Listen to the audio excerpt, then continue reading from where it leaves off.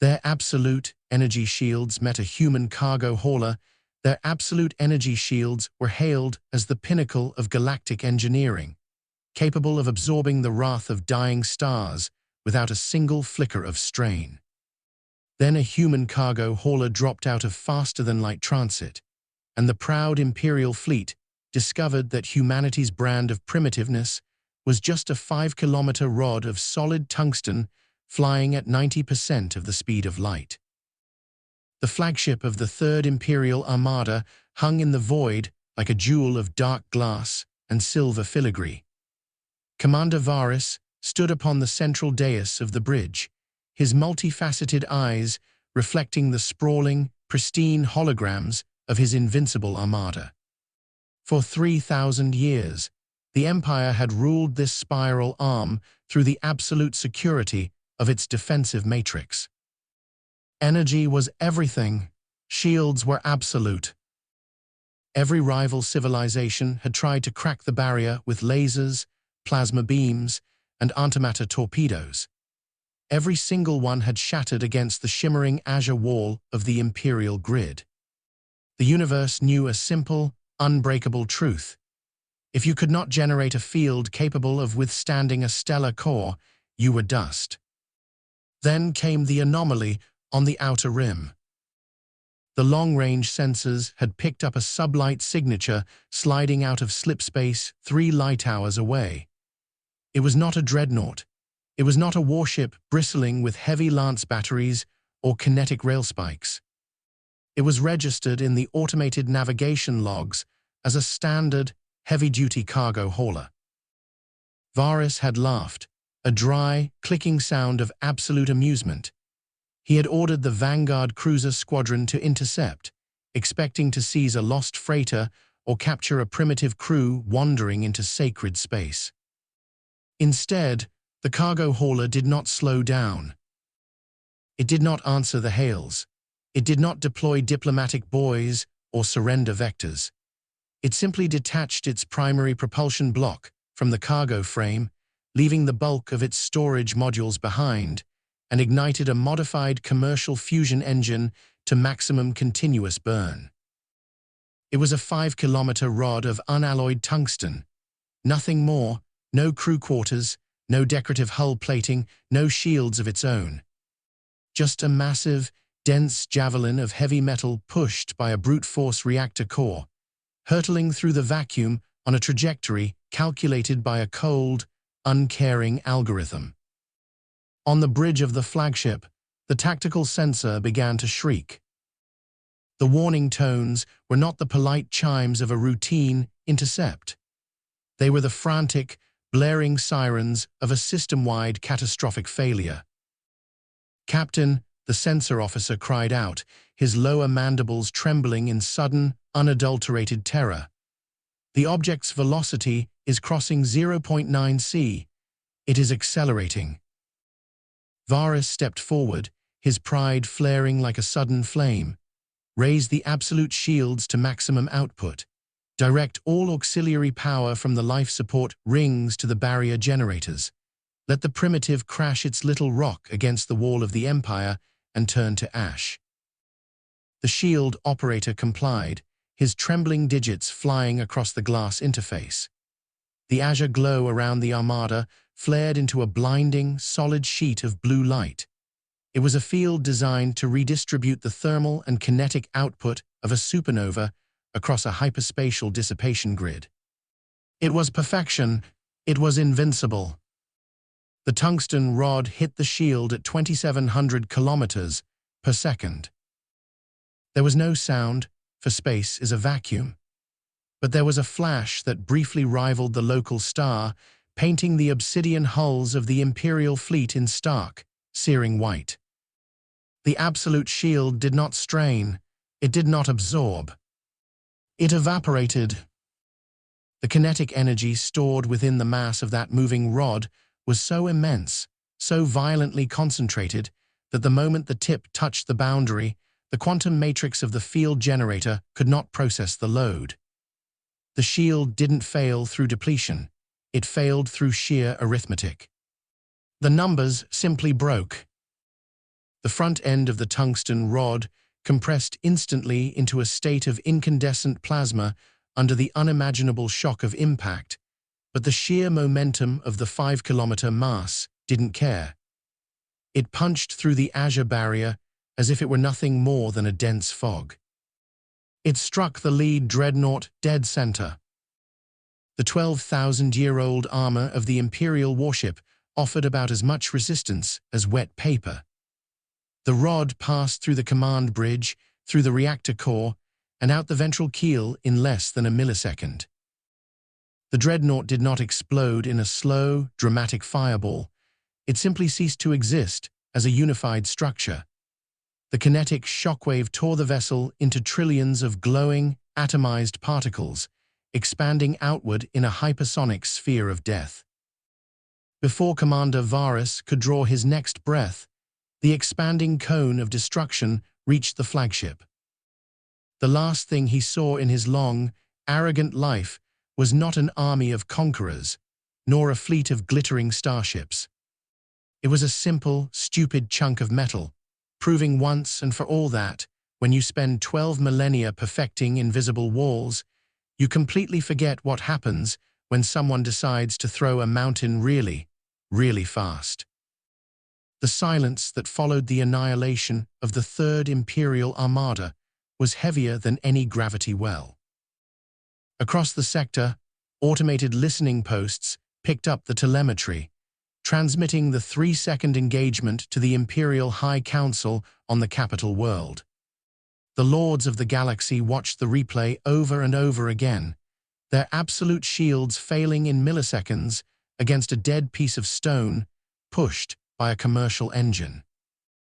They had spent eons waging war like artists, weaving complex energy matrices, trading polite declarations of hostility, and fighting within the comfortable, predictable boundaries of high-tech parity.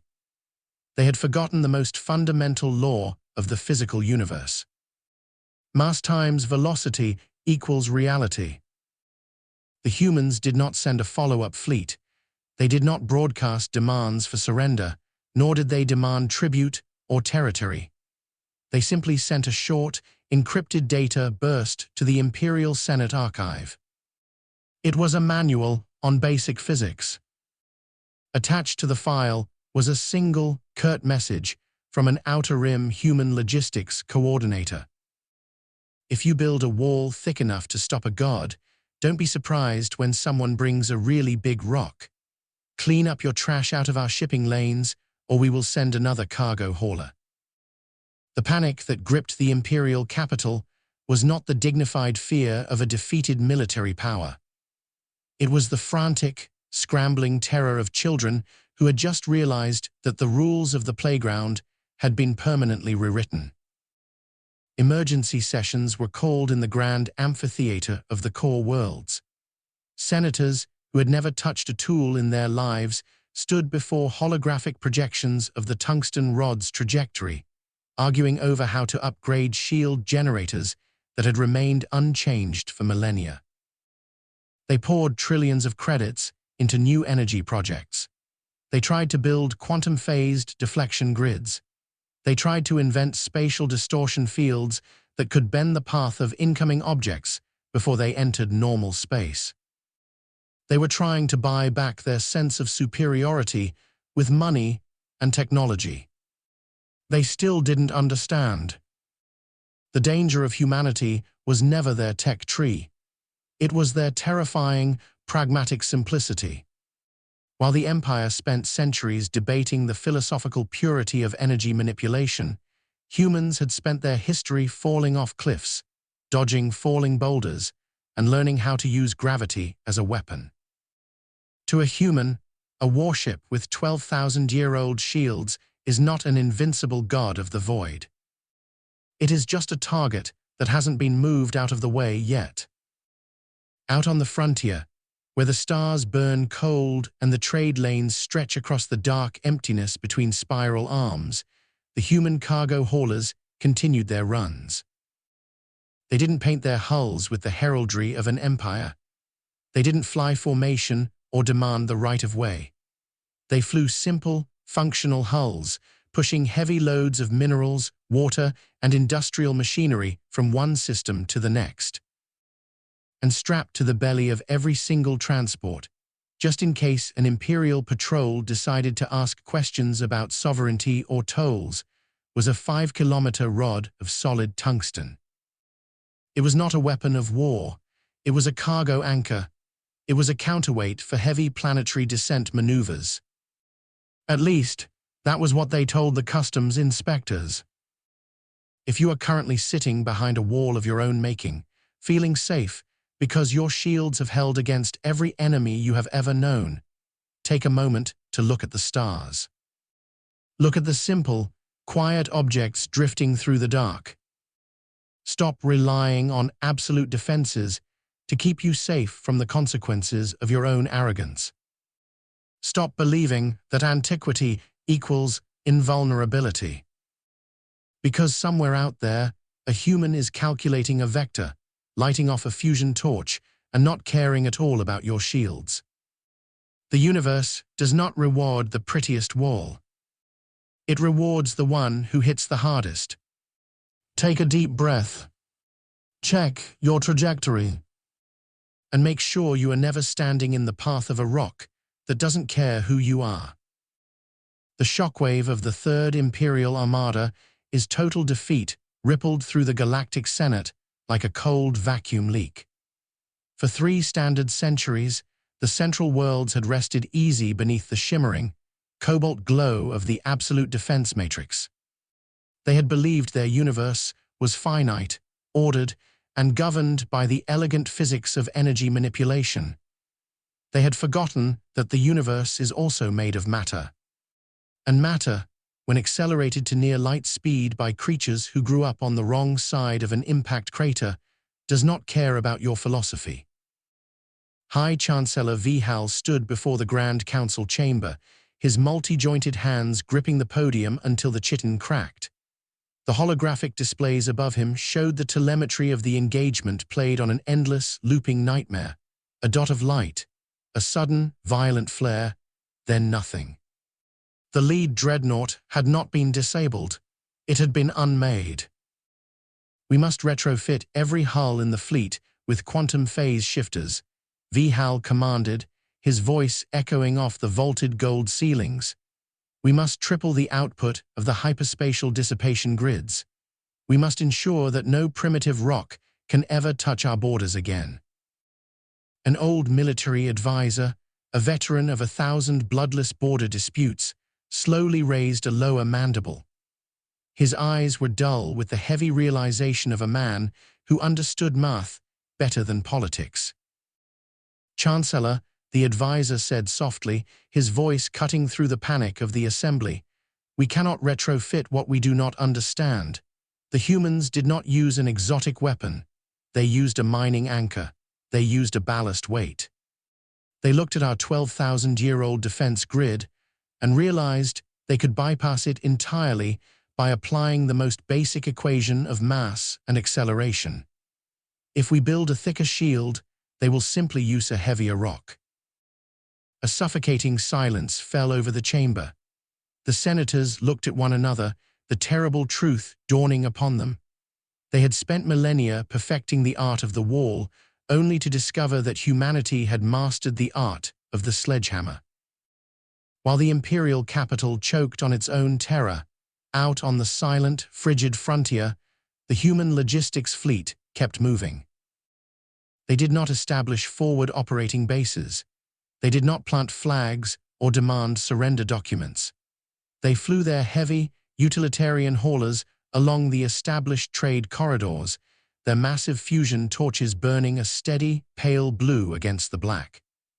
Strapped to the belly of every single vessel was that same 5-kilometer cylinder of unalloyed tungsten, a humble, unassuming tool used for orbital stabilization and heavy planetary descent anchoring. Except now, the Imperial patrols gave them a wide berth. Where once customs corvettes would swarm every human vessel, demanding transit taxes and bowing to the majesty of the Imperial crest, they now hovered at a respectful, terrifying distance.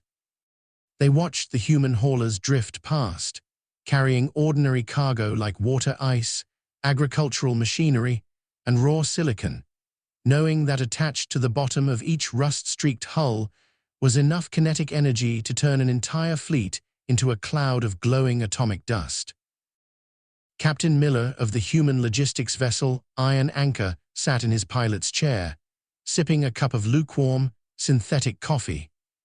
He looked out the reinforced viewport at a gleaming Imperial cruiser idling 1,000 kilometers off his starboard bow.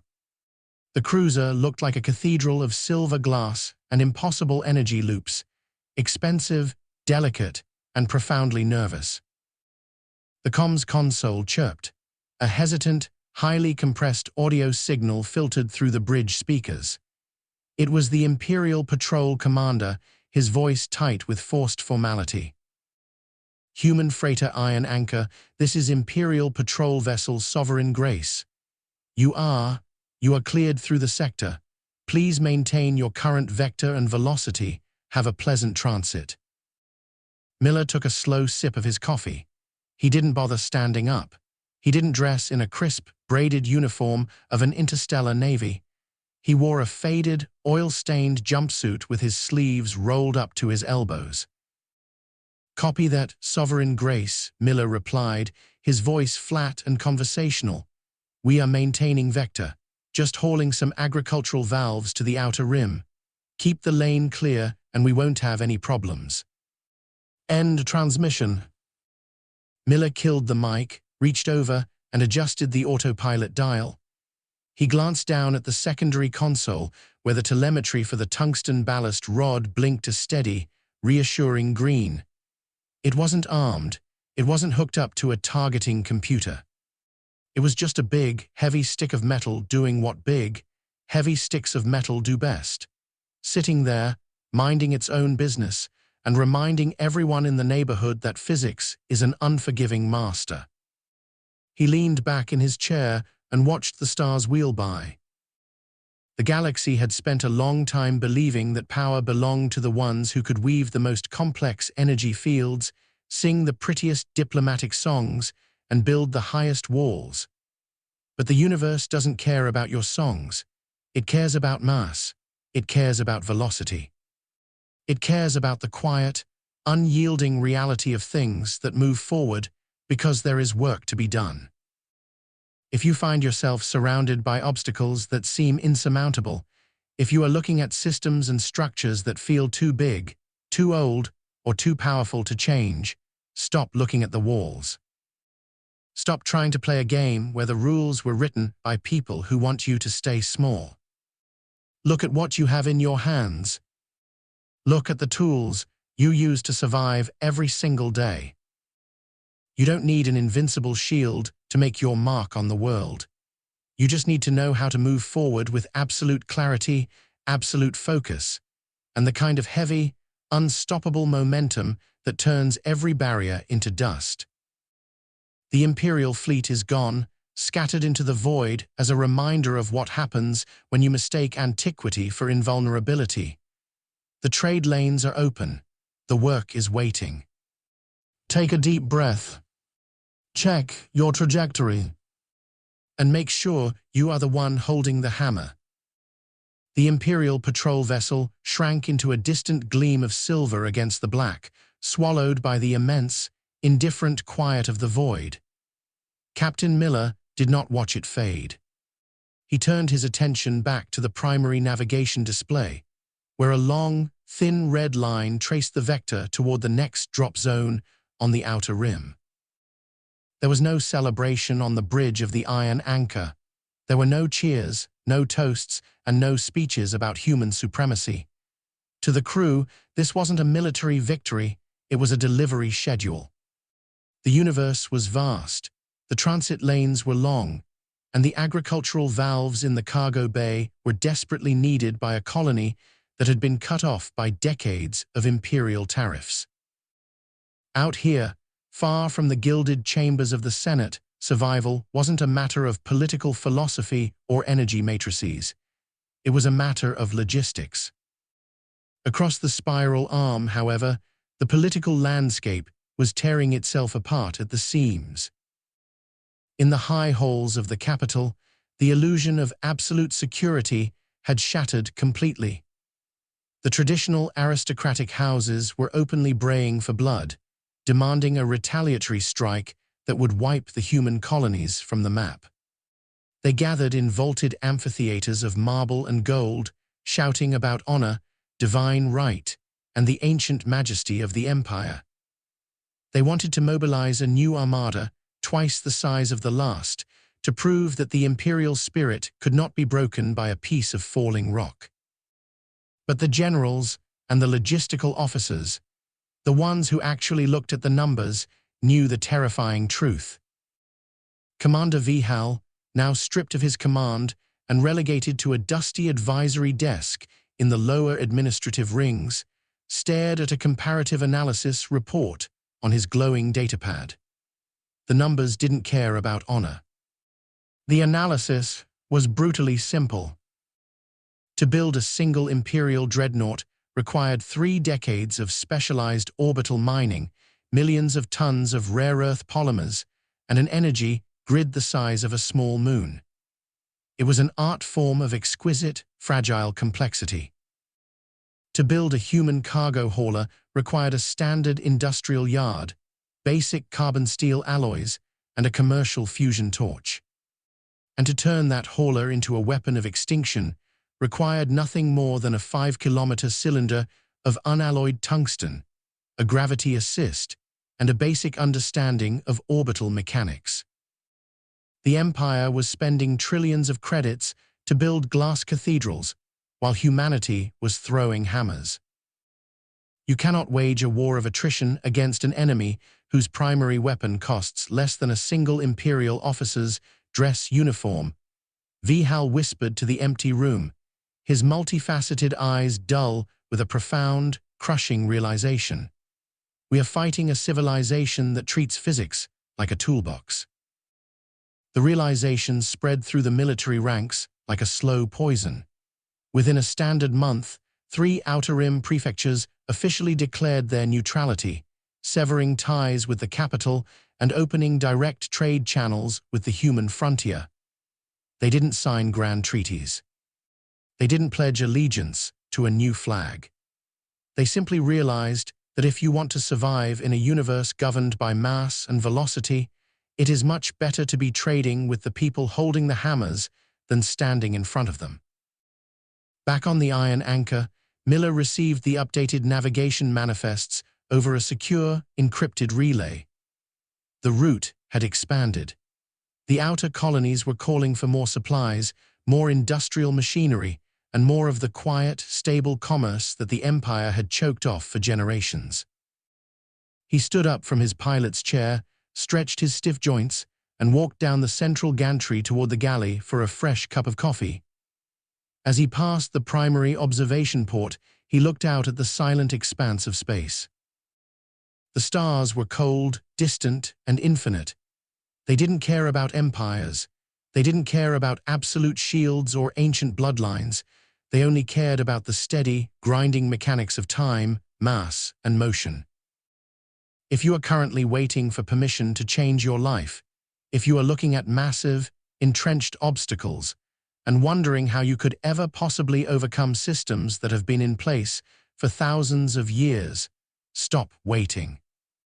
Stop playing by rules designed to keep you small, weak, and dependent on a system that serves only itself. You don't need an invincible defense to make your mark. You don't need a 1,000-year-old pedigree or the approval of a collapsing council. You just need to know what you are carrying, where you are going, and how to move forward with the kind of absolute, unstoppable momentum that turns every barrier into dust.